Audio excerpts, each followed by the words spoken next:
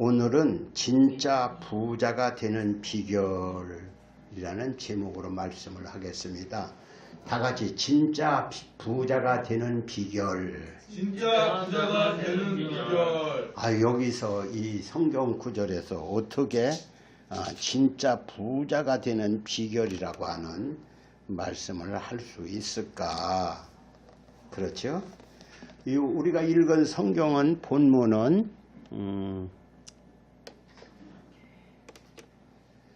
서머나 교회는 예수님께서 그 서머나 교회에게 편지를 보냈습니다. 누구를 통해서? 그 사도 요한을 통해서 편지를 보내는데 그 편지는 그 내용이 오늘 읽은 말씀이에요. 그 서머나 교회 사자에게 편지하기를 그렇게 써 있잖아요. 여기 서머나 교회에게 편지를 보냈어요. 요한 사도는 반모라고 하는 섬에서 유배 생활을 했는데 거기서 예수님의 계시를 받았어요. 계시를 받고 아시아의 교회가 7교회가 있는데 아시아 교회 에베소, 서머나, 버가모, 두아디라, 사데, 빌라델비아, 또 라오디게아 7교회가 있는데 그 7교회를 권면하는 니들 신앙생활 제대로 해야 그렇게 권면하는 말씀을 주셨는데 그 중에 서머나 교회에게 주시는 말씀이 오늘 말씀인 것입니다. 서머나 교회는 처음에 보니까 2절에 보니까 내가 네 환난과 궁핍을 아니 실상은 네가 부유한 자니라. 부유하다 그래서 부유하다. 그러니까 네가 환난과 궁핍 어려운 가운데 있지만 실상은 너는 부자다. 그런 얘기를 하는 것이죠. 그러면 어떻게 이 말씀에서 진짜 부자가 되는 비결이라고 하는 설교를 할 수 있을까? 여러분 잘 들어보시기 바랍니다. 그러면 오늘날 부자의 기준은 무엇이 부자일까요? 일반적으로 부자는 땅이 많거나 또 돈이 많거나 주식이 많거나 이라면 부자라고 하지요. 그런데 이건 언제고 부자는 상대적이에요. 내가 30평의 아파트를 가지고 있는데 10평 가지고 있는 동네에서는 30평이면 야 내가 그래도 부자다 이렇게 할 수 있겠지요. 그런데 한 50평 가지고 있는 사람 중에서는 내가 30평 가지고 있는 내가 제일 가난하구먼 이렇게 생각할 수밖에 없습니다. 그래서 언제고 이렇게 부자는 상대적이에요. 나보다 부자 동네에서는 나는 가난하고 나보다 가난한 사람 동네에서는 내가 부자고 세상은 그렇다고 할 수 있어요. 밥을 한 끼도 못 먹는 사람, 죽도 못 먹는 사람인데 밥을 하루에 한 끼도 먹었다. 그러면 그 사람은 저 사람보다는 부자지요. 그런데 지구촌에는 지금도 먹을 것이 없어서 아이들이 수백 명씩 굶어 죽는데요. 우리가 몰라서 그렇지. 그리고 또 하루에 한 끼도 간신히 먹고 사는 사람이 지금 지구촌 인구가 74억이라고 하는데 한 10억 명 정도는 하루에 한 끼 겨우 먹고 살 정도로 다 가난하게 산다는 것입니다. 오늘 우리나라는 어떨까요? 우리나라가 50년, 60년 전만 해도 우리는 하루에 밥 3끼를 먹었다면 그 사람은 부자였던 겁니다. 그런데 그 당시에 밥 3끼를 못 먹고 겨우 아침부터 죽을 써먹는 사람도 없잖아. 있었어요. 그래서 오늘 라오디게아 교회는 그런데 그 요한계시록 3장에 보면 라오디게아 교회가 나오는데 그 교회는 부자였던 것 같아요. 왜? 예수님께서 뭐라고 말씀하셨냐면 너희는 스스로 나는 부자라 부족한 것이 없다 이렇게 한다고 했어요. 그러니까 라오디아 교회가 있고 이 서문화 교회가 있는데, 서문화 교회는 아주 궁핍하고 가난했다 할 수 있고, 라오디아 교회는 부자였다 할 수가 있는 것입니다. 그런데 서문화 교회는 가난하였지만은 실상은 부자라고 했고, 또 이 라오디아 교회는 부자였지만 실상은 가난하고 아주 그런 교회다, 이렇게 얘기를 했어요. 그런데 오늘 우리는 어떨까요? 우리는 나는 스스로 생각하기를 부자입니까? 아니면 가난한 자입니까? 또 내가 스스로 생각할 때 예수님은 나를 부자라고 볼까? 가난하다고 볼까? 그것이 오늘 생각해 볼 문제죠. 나는 부자인가? 사람들은 부자 되기를 좋아해요, 다들. 그런데 어떻게 부자가 될 수 있을까? 오늘 말씀이요. 그럼 부자는 아무나 되지 않아요. 부자는 누가 될까요? 부자는 부모로부터 유산을 물려받아서 그냥 자기가 노력하지 않고도 부자가 된 사람도 있습니다. 그런데 대개는 부모로부터 물려받은 재산 없이 자기가 아주 무슨 일이든지 충성되고 진실하고 열심히 살으니까 부자가 된 사람도 있지요. 그래서 욥기 8장에 보면 네가 정직하고 진실하면 네 시작은 미약하나 네 나중은 심히 창대하리라, 이런 말씀이 있어요. 옛날 요셉이라고 하는 야곱의 아들 중에 요셉이라고 하는 아들이 있었는데, 이 아들은 어쩌다가 형제들한테 미움을 받아서 애국으로 노예로 팔려가지요. 그런데 그에게는 하나님을 믿고 의지해서 그런지 지혜가 열려서 무슨 일이든지 잘하는 거예요. 그래서 지혜롭고 또 아주 부지런하고 또 인생을 열심히 살아서인지 그런 외국에 가서 그 노예 생활을 하면서도 그가 신용을 얻고, 그래서 결국은 어디 가든지 신용 있는 사람이 되어서 결국 나라의 총리까지 되는 그런 복을 받게 된 것입니다. 그런데 또 이렇게 정직하고 진실하고 충성스러우면 부자가 되는 수도 있고, 또 부자가 되려면 무슨 사업을 하면 내가 무슨 사업을 하면은 부자가 될 것인가, 이렇게 그 선견지명이 있어. 이 사업을 여기다 하면은 잘 되겠구나. 그래서 했더니 잘 되는 그러나 어떤 사람은 이 사업을 했더니 쫄딱하게 있는 것마저 다 털어먹는 사람이 있어요. 가게방을 쭉 보면은 가게방 언제나 개업한다고 뭐가 서 있어요? 꽃다발이 쭉 서 있어요. 그러나 그 꽃다발이 쭉 서 있다가 언제는 폐업 세놓습니다. 이렇게 써붙이는 가게방도 없지 않아 있죠. 그러니까 오늘 우리가 무슨 사업을 하면은 잘 될 것이다, 이렇게 판단력이 있어야 하는데 잘못하면은 망하는 수가 많아요. 그래서 사업을 하다 걷어치우고 거들난 사람, 무슨 퇴직금을 받았다가 이런 걸 다 날고 알거지가 되는 사람도, 또 빚을 져 가지고 더 우리나라에는 빚을 진 사람들이 많아서 아주 가계빚이 많이 늘어났다, 그런 얘기를 하지요.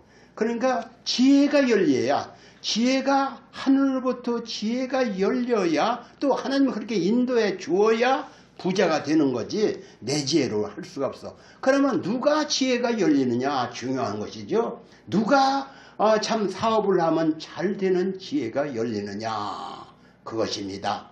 옛날 룻기서에, 구약 룻기서에 보면 룻이라는 사람은 어떤 사람이냐, 이 사람은 복을 받은 사람이요. 그 사람은 자기 시아버지가 죽었어요. 자기 남편도 죽었어요. 그러니까 자기 시어머니가 홀로 된 과부요. 자기도 과부고. 그런데 자기는 젊어서 지금 시집가도 잘 살 수 있어. 그런데 자기 어머니, 시어머니를 늙은 시어머니를 생각하니 남편도 있고 자식도 잃고 혼자 된 그 시어머니가 너무 불쌍해. 그래서 그를 차마 떠나갈 수가 없어. 그래서 그 시어머니를 공경하기로 작정을 하고 떠나가지 않고 어머니 가시는 곳에 내 어디든지 가겠습니다. 어머니를 섬길 것을 생각하죠. 요 착한 마음. 그래서 그 룻은 그 시어머니를 공양하니라고 그 젊은 새댁이 머리에다 수건을 쓰고 옷을 걷어붙이고 저 들에 가서 이삭을 주었는 거야. 보리이삭 또 무이삭을 주어다가 그걸 해가지고 시어머니를 공경하여. 근데 어쩌다 우연히 큰 부잣집 보아스라고 하는 사람들의 밭에 가서 이삭을 줬다가 그 보아스 저 여자가 누구냐 사람들이 물었어요. 그러니까 보아스가 물으니까 사람들이 저 여자가 저 외국의 여자인데 그 시어머니가 불쌍하다고 시집에 안 가고 와서 이렇게 시어머니를 공경한대요. 아유 저런 여자가 있어? 그렇게 하면서 결국은 여차 해서 그 보아스와 룻은 결혼을 하게 돼서 보아스와 룻은 결혼하고 그 후손 중에서 다윗이 나고 예수님이 났죠. 이렇게 참 착하고 또 이렇게 정직하고 진실한 그 룻은 하나님의 축복을 받아서 참으로 당대 그 부잣집 그런 남편을 만나서 살게 되는 것이죠. 이렇게 우연히 만나서 부자가 되는 사람도 없지 않아 있습니다. 그것을 왜? 그가 착한 마음을 품었기 때문에 그렇다 할 수도 있고 하나님의 뜻이지요. 그래서 저는 1967년도에 그 목공소를 운영하게 됩니다. 1967년도면 제가 24살 때요. 그런데 공장을 쳐놓고 간판을 딱 써붙이고 있는데 일거리가 없어요. 그런데 이렇게 가다 보니까 어떤 사람이 자전거를 타고 가는데 어디 본 사람 같아. 안녕하세요? 인사를 했어요. 그랬더니 아유 젊은이 어떻게 해서 오랜만이네? 그래서 그 사람이 전에 우리 교회를 짓던 업자인데 제가 여기 목공소를 차렸어요. 그랬더니 그래? 그러면 내일 이리 와봐. 그래서 무슨 업자, 그러니까 건축업자를 만나서 일거리가 들어와서 그냥 아침부터 저녁까지 밤 12시, 2시까지 일을 해대기 시작했죠. 24살에. 그래서 일거리가 많은 적이 있으니까 우연히 만나. 길 가다가 자전거 타고 이렇게 지나가는 사람이 어디 본 사람 같아. 안녕하세요? 이렇게 인사를 했네. 그 일로 사업이 번창하게 되었던 것입니다. 그래서 오늘 우리는 우연히 만난 사람이지만 하나님께서 누구요? 지금 룻은 우연히 만났는데 보아스를 만나서 집안에 대대로 복을 받는 집안이 되었다. 그냥 하나님께서 길을 열어주시는 거예요. 사업의 문을 열어주시는 거예요. 우연히 맞는 것 같으나 하나님이 인도해 주셨다. 아멘. 아멘.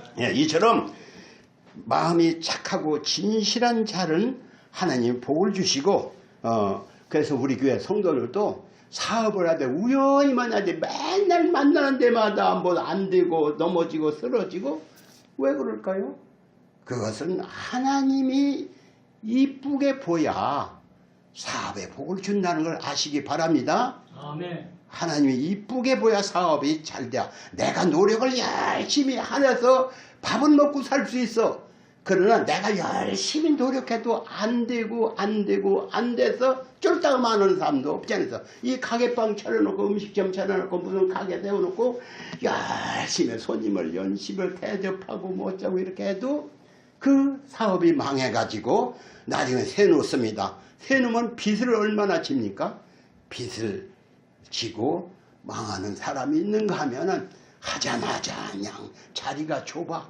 자리가 좁더니 아무래도 아무래도 좀 더 큰 데를 어디야 걷는걸? 집을 사야겠는걸? 어떤 집은 그냥 사람 밀고 쓰는 그런 사업을 하는 수가 있지요. 이게 다 복을 받아야 하는 것입니다. 하나님의 복을 받아야. 그래서 부자가 되는 비결은 처음에는 아주 열심으로 충성스럽게 아주 이렇게 진실되게 충성스럽게 하야 부자가 되기도 그래 밥이나 먹어. 그러나 어떤 사람은 하나님의 복을 주시니 잘 되더라 그런 얘기입니다. 저는 여러분들이 다 세계적인 부자 하나님이 축복을 받아서 부자들이 다 되시기를 주님의 이름으로 축원합니다. 아멘. 그런데 예수님께서 평가하는 부자는 과연 어떤 부자일까요? 오늘 우리가 읽은 말씀에 서머나 교회는 아주 궁핍한 교회였다. 그러나 예수님께서는 서머나 교회는 실상은 부자였다. 부자다. 이렇게 평가를 해서 그러면 가난한 교회를 왜 부자라고 했을까요? 사람은 외모를 보지요. 사람은 외모를 봅니다. 그 사람이 비싸고 고급스러운 옷을 입었다.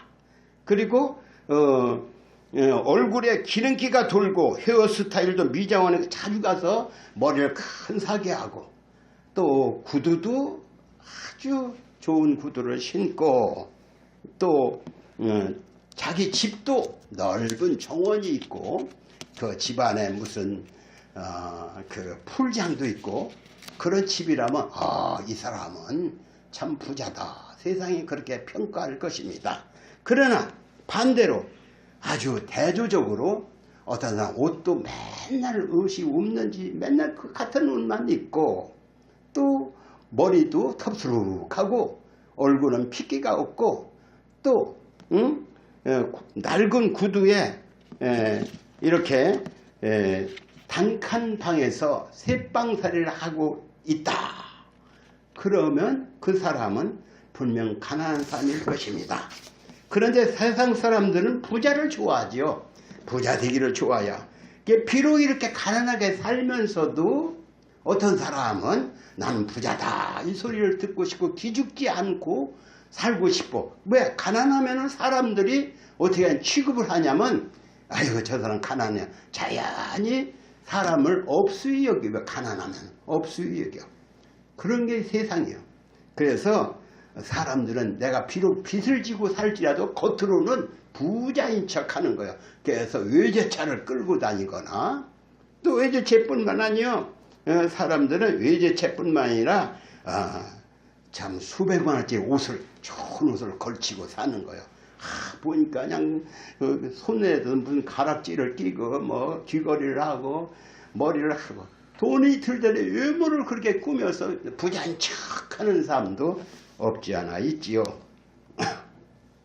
그래서 사람들은 외모를 보니까 외모를 꾸미기를 좋아하지만 하나님은 중심을 보신다. 다 같이 하나님은 중심을 보신다.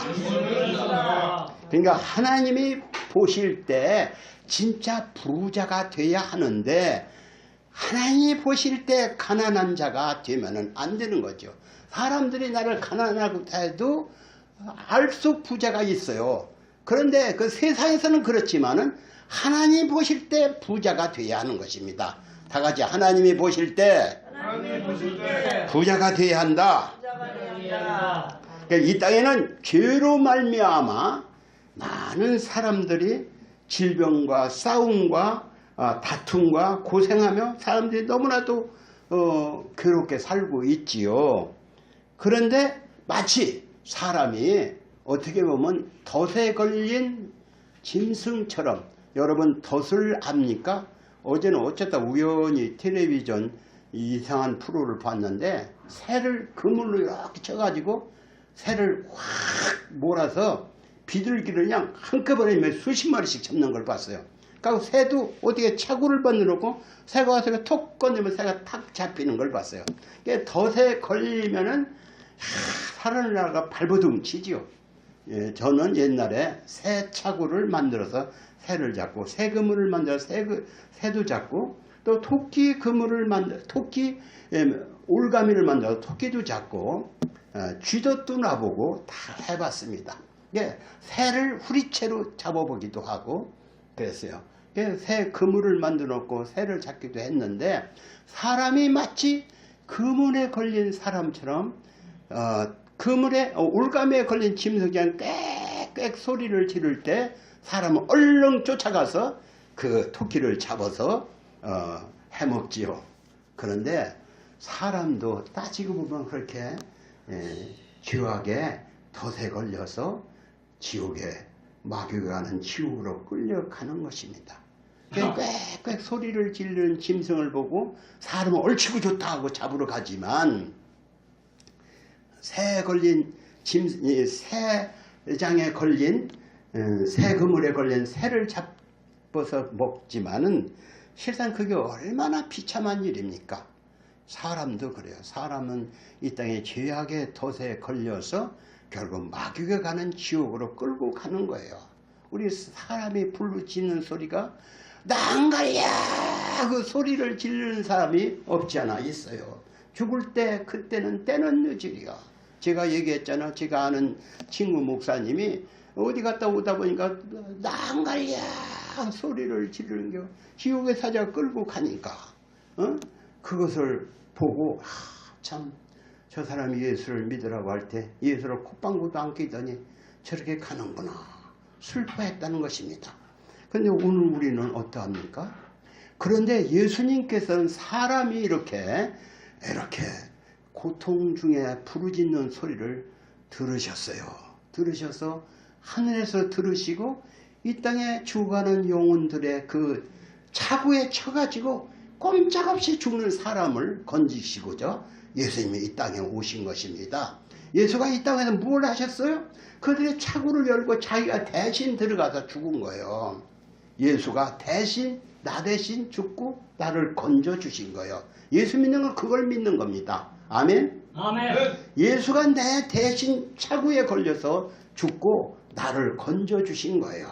그래서 오늘 우리는 누구든지 예수를 믿는 자는 죄에서 자유를 받고 그 무거운 등에 짐이 벗겨지고 무거운 짐을 나홀로 지고 견디다 못해 쓰러질 때 예수가 오셔서 고쳤다 찬송가도 있듯이 우리는 다 죄악의 짐 때문에 지옥으로 죽어 눈물을 흘리며 어찌없이 나는 죽는구나 이렇게 할 때 예수가 내 죄짐을 대신 짊어지기 위해서 이 땅에 오셔서 우리가 예수 믿고 구원받아 천국 백성 된 것입니다.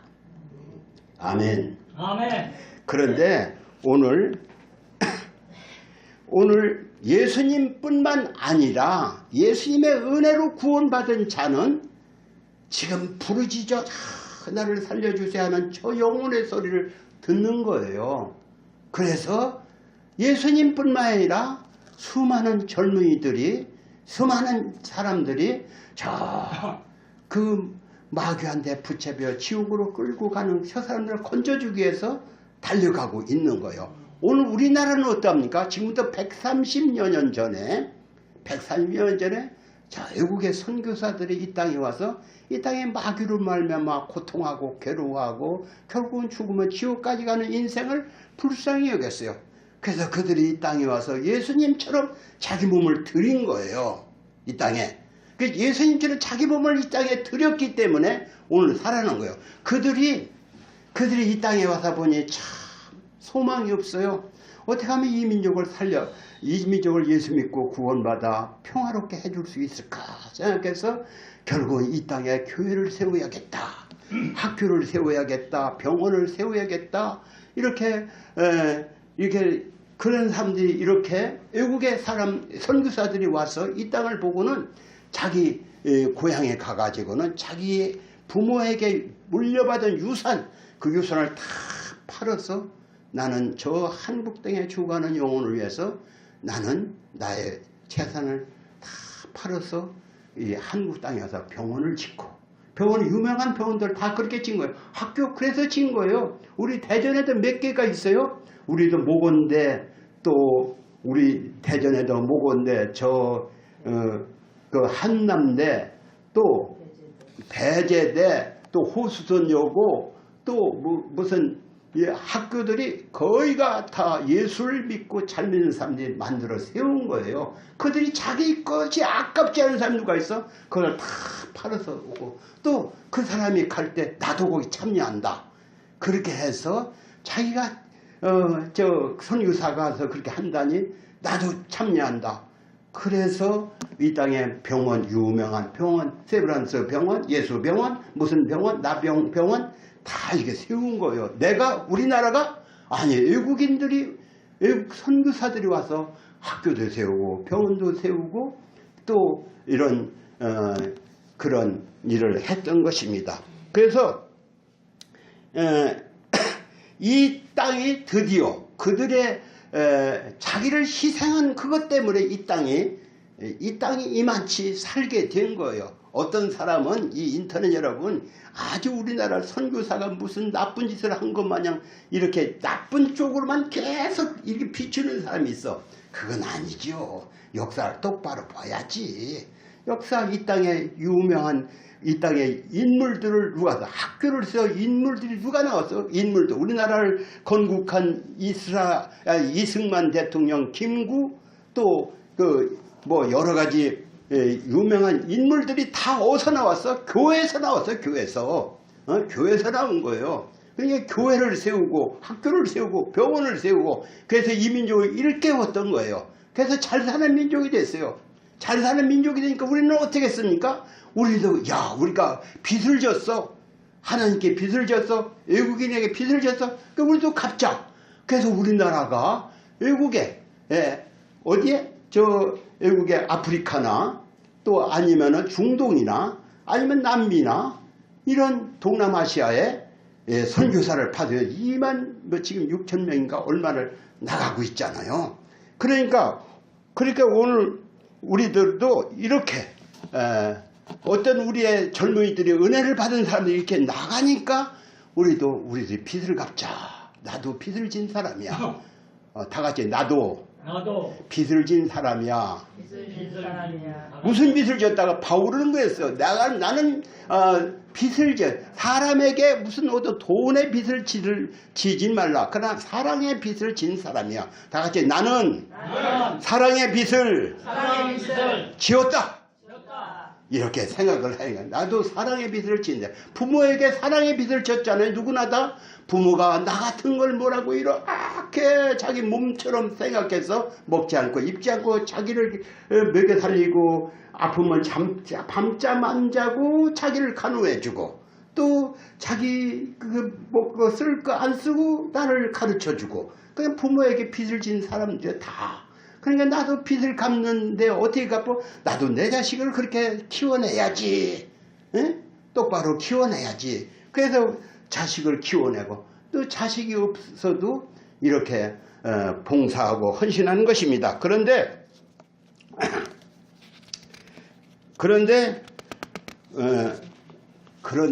이렇게 선교사를 파송한 교회, 그 교회는 어떠합니까?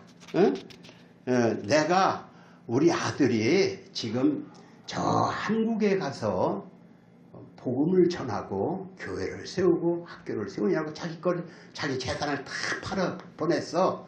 그러니까 너는 너고 나는 나지 뭐 무슨 상관이 있나? 이런 게 아니라 그들도 그래요.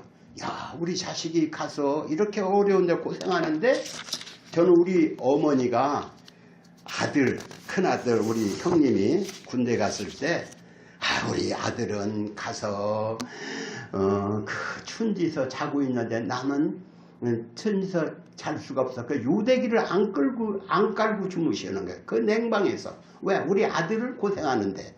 그 어머니의 마음이 그렇지요. 그러면 우리 선교사들을 보낸 우리 어머니들은 어떻게 했을까? 야, 아들은 아들이고 나는 나지 뭐 이렇게 살았을까요? 그렇지 않지요. 그 보낸 그 교회, 그 형제들, 그 친구들도 다 우리 형제는 그 불무의 땅에 가서 고생하고 있는데 우리는 어떻게 살아야 하느냐? 남들은 다 자기 몸을 위해서 이렇게 자기 몸을 아끼지 않고 다 살고 있습니다. 그러나 그들은 야, 내 자식은 그렇게 어렵고 사는데 나는 편안하게 살 수가 있나? 그래서 그래서 오늘날 교회들은 그래요. 교회 들어가 보면 아주 리모델링을 잘 해가지고 아주 교회가 그냥 삐까 번쩍해. 그리고 어떤 아파트에 가봐도 아파트가 너무나도 화려하고 삐까 번쩍해. 그러나 그들의 교회, 자기 자식을 보낸 교회들은 어떠하냐? 리모델링을 하지 않아요. 그래서 삐그덕하고 또 뭔가 침침하고 이게 교회가 어두컴컴하냐 이렇게 할 수도 있는데 그들은 돈이 생기면 선교지로 돈을 보내니라고 교회 리모델링 할 생각을 안 하고 있습니다. 그 어머니들도 그래요. 자식이 선교사를 갔으니까 어떻게 하겠어요? 머리도 이렇게 근사하게 하고 옷도 철따라 좋은 옷을 입고 그런 거를 하지 못하는 거예요. 내 아들은 가서 고생하는데 그 가난한 사람과 같이 하는데 내가 있다고 지금 이렇게 옷을 좋은 옷 사입을 수 있을까? 머리를 맨날 헤어스타일로 할 수 있을까? 좋은 구두를 보면 신을 수 있을까? 그래서 다 검소하고 전력하고 사는 거예요. 그래서 그들의 삶이 사람들 너 어떻게 이렇게 초라하냐? 어떻게 이렇게 궁색하냐? 그 소리를 들을 때 자기도 내가 이렇게 궁색을 떨고 있을까? 그래도 나는 함부로써 10원이라도 아껴서 그들에게 보내야지. 이런 마음을 먹는 거야. 10원이라도 아껴서 그 선교지에 보내야지. 그들이 어려운 것을 나는 있다고 해서 나만 풍풍 쓸 수 있어? 뭔가 보내야지. 이런 마음 때문에 전략하고 검소하기 때문에 그들은 가난하게 사는 것입니다. 그런데 이 서만학 교회가 왜 가난하냐? 궁핍하냐? 그러나 실상은 부유하자 그랬는데 서만학 교회도 예수를 잘 믿으니까 어떻게 되겠습니까? 그 서만학 교회는 예수를 잘 믿고 정직하고 부지런하고 충성스러우니까 잘 살 거예요. 그런데 성경은 네가 궁핍하다. 만약 그 서만할 교회가 정말로 저 어렵고 힘든 사람에게 자기 것을 아끼지 않고 들이붓기 때문에 가난했다면 그 사람은 가난한 게 아니라 부자가 되는 거지요.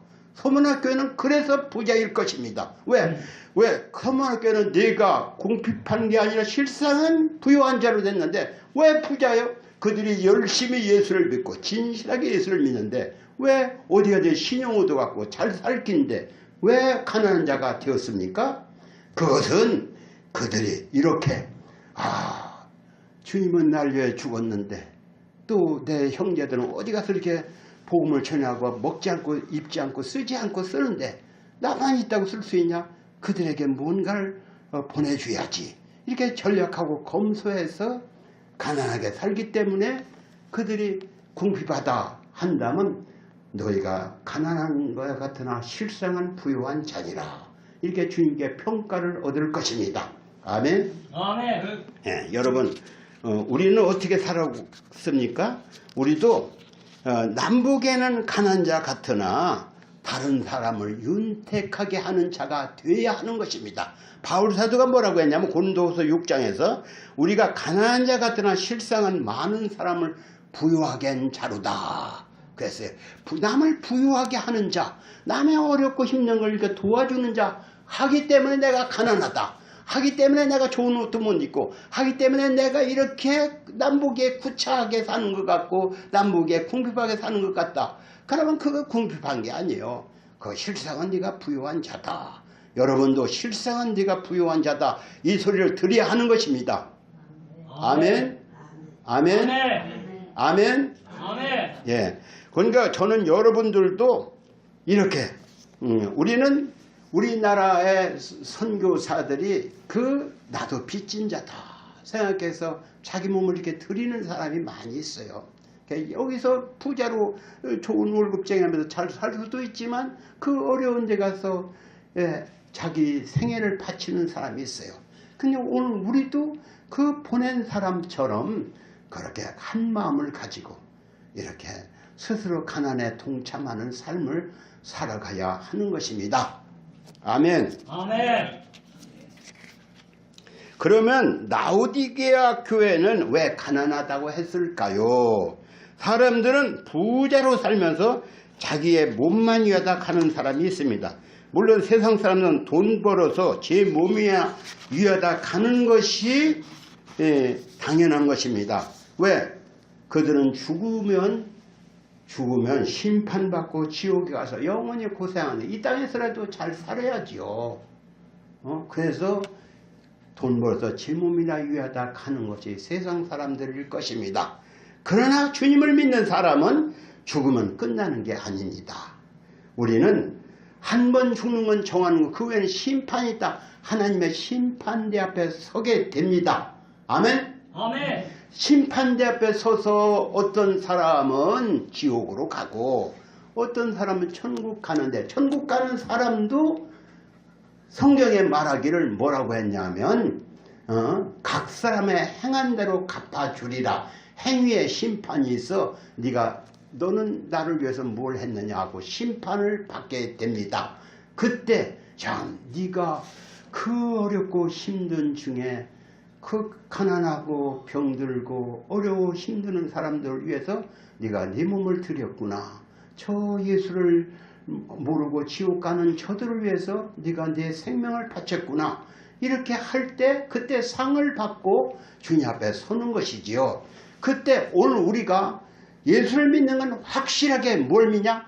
장차 하나님의 심판대 앞에 서는 걸 믿는 것입니다. 우리는 다 같이 우리는 하나님의 심판대 앞에 선다.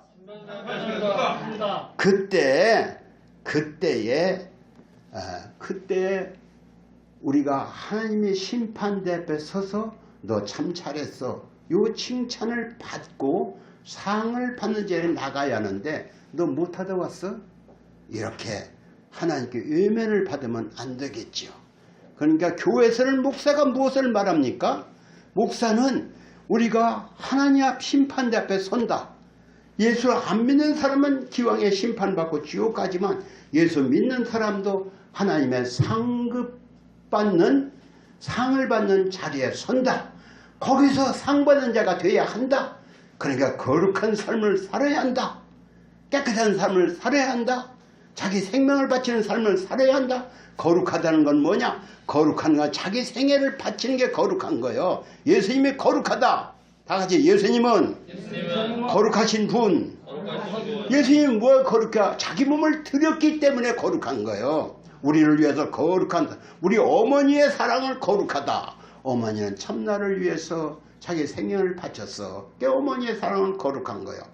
우리 예수님은 왜 거룩해요? 우리를 위해서 자기 생명을 바치기 때문에 거룩한 거예요. 오늘 우리는 왜 거룩해요? 우리도 거룩해야 하는데 남을 위해서 자기 생명까지 드리는 사람이 거룩한 거예요. 그래서 교회는 뭐냐? 여러분 거룩한 사람이 되라. 여러분도 자기 생명을 바치는 사람이 되라. 남을 위해서 자기 생애를 바쳐라. 이것이 교회에서 가르치는 말씀의 주 요점인 것입니다. 제가 늘 하는 얘기가 그거예요. 여러분 거룩한 삶을 사십시오. 다 같이 여러분 거룩한 삶을 사십시오. 제가 하는 얘기가 늘 그거입니다. 자기 몸만 위하지 말고 저 라오디게아 교회처럼 부자가 돼서 제 몸이나 위하면 너는 실상은 가난한 자야. 이렇게 책망받지 말고 네가 실상은 가난한 자 같더라. 너는 부유한 자다. 부유한 자가 돼야 남을 어떻게 이제 부유하게 하고 어떤 사람을 도와주고 이렇게 거룩하고 깨끗한 삶, 이렇게 경건한 삶을 살아가도록 하는 것이 교회가 가르치는 말씀의 주목적인 것입니다. 오늘도 실상은 오늘 제목이 뭐예요? 진짜 부자가 되라. 진짜 부자가 뭐예요? 진짜 제 몸이나 위에다가서 돈 많아서 편하게 사는 게 부자가 아니라 이 땅에서는 가난하고 궁핍하게 살지라도 누구를 위해서 자기 생애를 바치는 자가 진짜 부자가 되는 것입니다.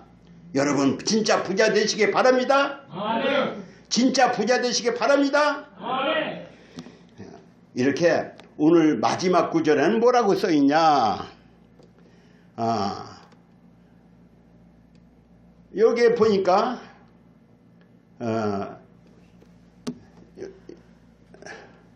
귀 있는 자는 성령이 교회들에게 하신 말씀을 들을지어다. 그랬어요. 귀가 없습니까? 여러분 귀가 없나 있나 한번 해보세요. 귀가 있는가 없는가? 여기 귀 있습니까? 귀가 있다는 거 알아들어요. 오늘 여러분 알아들으셨어요? 아멘. 뭘 알아들으셔? 오늘 우리는 주님의 심판대 앞에 서서 심판받을 것이고 거기서 정말로 가난한 자 같으나 네가 부유한 자다 이런 칭찬을 받는 자가 돼야 하는 거예요. 내 몸만 위하다 가면 그는 가난한 자요. 나를 위해서 죽으신 주님을 위해서 나도 내 생명을 바치겠습니다 하며 나가야 진짜 그가 부자요. 그가 귀가 있어 들은 자요. 오늘 여러분 들은 말씀이 그 말씀이요. 진짜 부자가 되자. 다 같이 진짜 부자가 되자. 진짜 부자가 되시기를 저는 여러분을 주님의 이름으로 축원드립니다. 아멘. 기도합니다. 하나님 오늘 진짜가 부자가 되자는 말씀을 주셨는데 오늘 성도들이 귀가 있어 다 들었습니다.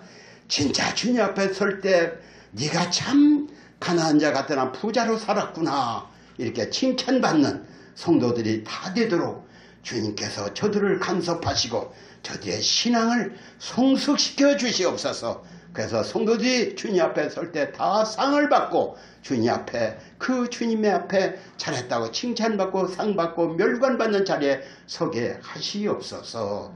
예수님의 이름으로 기도합니다. 아멘.